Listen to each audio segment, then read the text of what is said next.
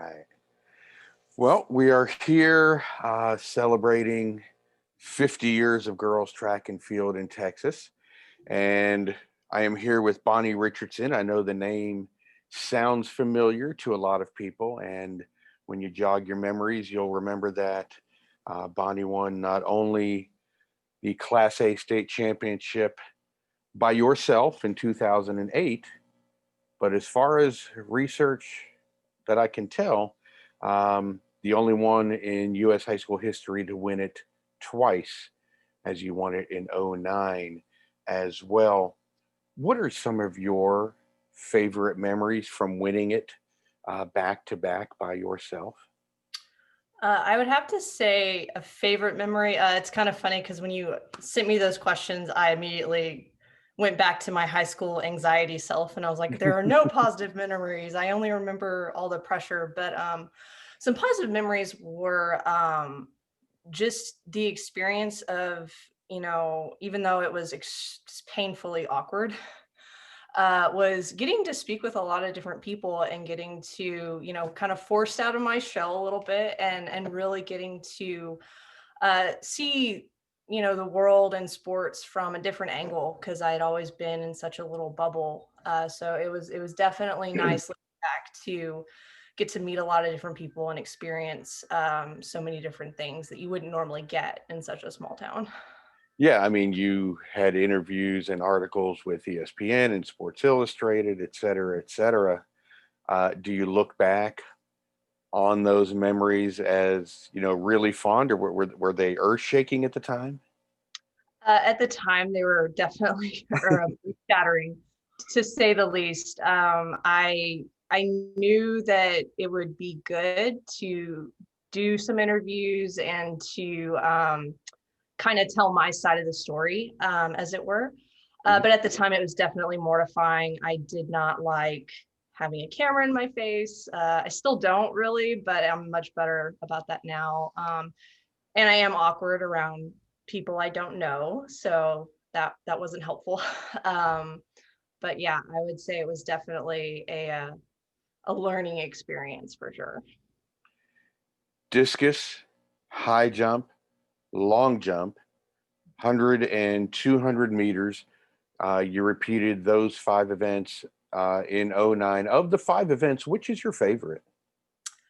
That would depend on the year, Stuart. um, so I would say my senior year high jump was definitely my favorite. I, really improved a lot in my high jump just Hmm. out of nowhere. um, and the numbers I was able to achieve were really exciting to me. But my junior year long jump was hands down what I loved, what I looked forward to the most. Yeah, your senior year was 5'8" in the high Yes, jump. 5'8" or 5'10", something like that. I don't remember which year I got my PR, and I think it was my senior year. At what point in either year, '08 or '09, at what point in the meet did you realize, all right, I'm going to win this whole thing by myself? I had no idea, not even an inkling, the entire time. It wasn't even a thought. If you would have walked up and told me that halfway through, I would have laughed in your face. I actually did laugh in my coach's face a little bit sarcastically, because I thought he was just pulling my leg at the very end of my junior year, the '08 meet. I That never even occurred to me because buses show up to the state Right. track. We haven't had a bus show up to a meet probably since my freshman or sophomore year of high school. I remember we took a bus to regionals my freshman year, and that was just a huge thing for our school. We got that many athletes where we needed a bus, an actual long yellow dog. But yeah, I would have didn't even come into my mind that that would be a possibility. What is the story? And correct me if I'm wrong, because your superintendent gave me a little insight, and I don't remember if it was '08 or '09, about a relay team not accomplishing what they needed to do, and thus you became the state champion? Yes, sir. I don't. I'm gonna mess this up because I don't remember specifically what year and what schools. Hmm. But basically, the thing with an individual being able to win an overall team meet, state meet, regional, whatever meet you're at, the relay teams, the 400-meter relay, the 800, and the 1600, those relays cannot be won all by the same school. They can't, the point, or it doesn't even have to be a winning mark. It just needs to be placing high enough to achieve enough points. You need to have those points spread out, Hmm. so that there's no massive point gap. And that's why team meets typically aren't won until the very last event, because I believe at the time for me it was the 1600-meter relay, and that's a 20-point race. So usually that was the clutch race. And if any one school has a bunch of relays, you're going to be and they're doing well in Yeah. them. You're going to be hard pressed, even as a normal team of 5, 10, 15 athletes. You're going to be hard pressed to win a team meet if you don't win relays. Right, with double points, of course. Exactly. So, when I remember saying, oh, the stars had to align for that, because this was all afterwards, because I didn't know any of this while I was competing. The stars did have to align. I forget, there was a team that needed to, they didn't even have to win it. They just had to place, I want to say they had to place like fourth or fifth. They didn't even have to do anything spectacular. I don't know what Right. their personal track records were or anything like that. But yeah, and so they ended up getting, sixth or seventh or something like that. I remember one year, because it was my senior year. I remember it was the last leg, and the girl I high jumped against was the anchor leg for that race. Mm. And I remember jumping up and just screaming for her to run faster. It's just like, run, Jamie, run. Pretty sure her name was Jamie. But yeah, I just remember wanting her to just pass a couple more people, or she might have only had to pass one person. And it didn't happen. But yeah, so the relays are key for sure.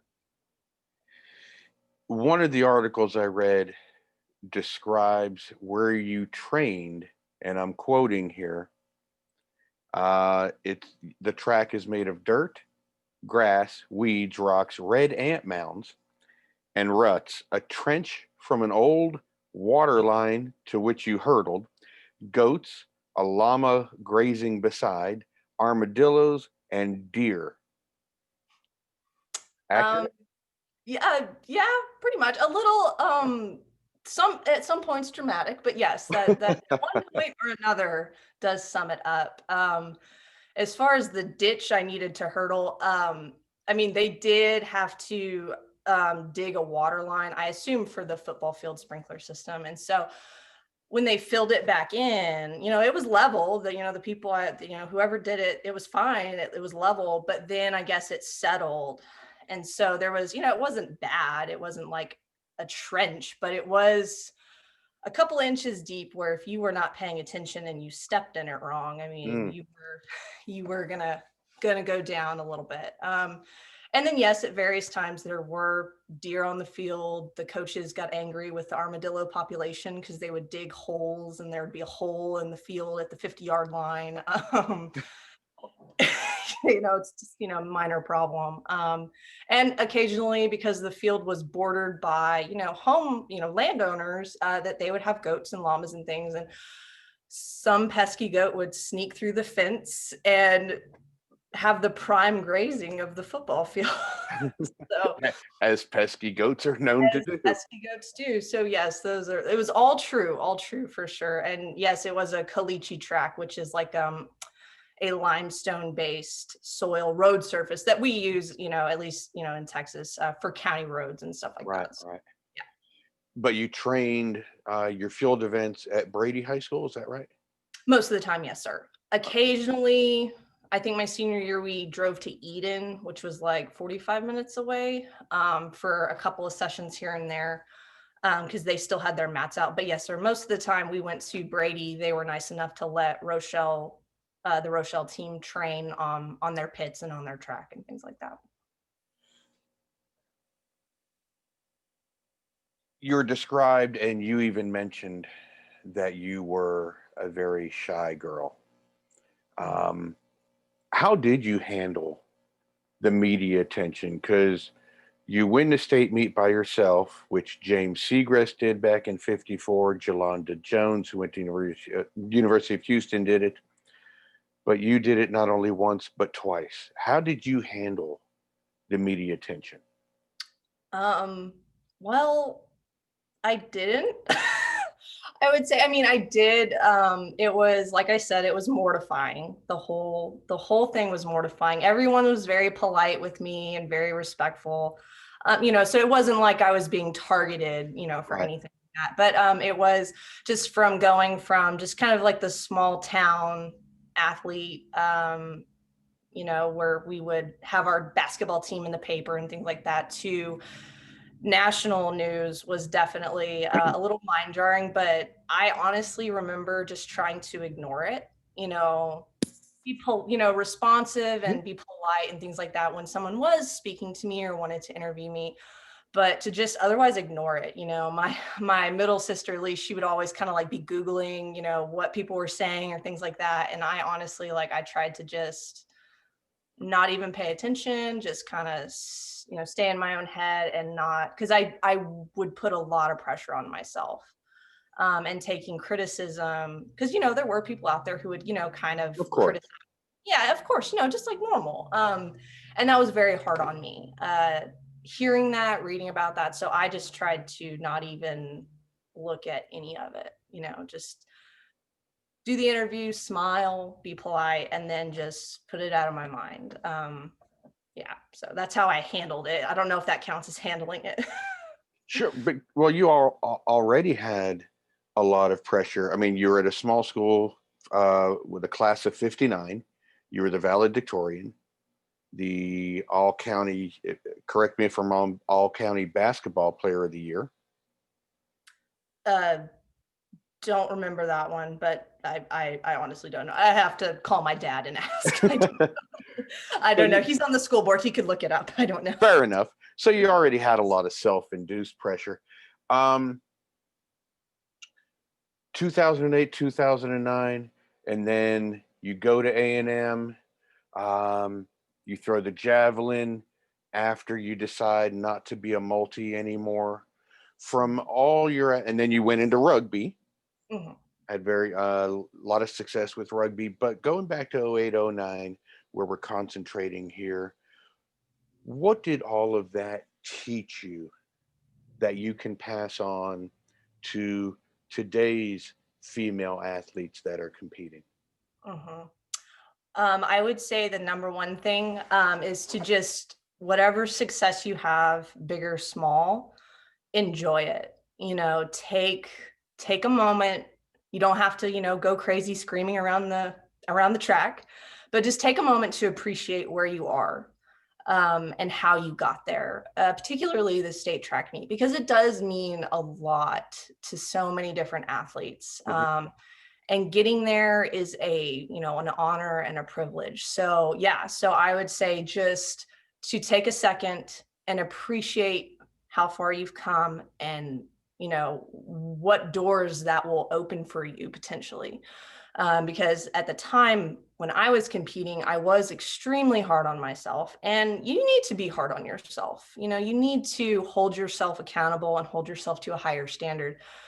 But I did not take the time to smell the roses, as it were. I was constantly focused on the negative things. Um, and so, yeah, I would say just really take a time to appreciate and show yourself some self-love, and just enjoy it. You'll compete so much better if you're enjoying it. And like we mentioned before we started recording, this time does move quickly. All of a sudden, we're talking about 2008 and 9, and a lot of people do remember it, but all of a sudden, 12 years have gone by. What are you doing now? Now I still play rugby. Well, trying to play rugby, pandemic, not helpful. Exactly. Um, yeah, so we can't play right now, but playing for a local, local for Houston people, not local for Bryan College Station people like myself. Mhm. I play for a Houston team, and then I am on like the watch list for the national team, the Eagles team. So doing that right now athletically, work wise, I'm a lab technician, enjoy that. And then hobbies, just archery, things like that, hunting, all the outdoor things. um, yeah, so come a long way. But you're right. Cherish the moment because time's not stopping for anyone. It doesn't stop for anyone. So just always enjoy it, even if it's hard. And it is really hard. You're in the middle of the state track meet and you feel all this pressure to do well and to do your best, to PR every jump, every throw. It's really hard to just give yourself some grace. But I really, really impress that upon our young athletes to just be strong, but be proud and to appreciate it. It's wonderful advice. And Bonnie, like we mentioned, we're celebrating 50 years of girls track and field competing in UIL. There was girls track and field prior to UIL, but UIL being the dominant conference, not only in Texas, but perhaps the nation. Uh, I want to say thank you to you for giving up some of your time on a Sunday afternoon Absolutely. to share some of your memories as one of uh, the female athletes who have really made a name for themselves and an impact in UIL's 50 years. And we greatly appreciate your time. Well, thank you so much. I enjoyed doing it, and I hope that that story will continue to inspire young girls everywhere because we really need that, particularly now. That is true. Thank you, young lady. You have a wonderful evening. Thank you so much. You too.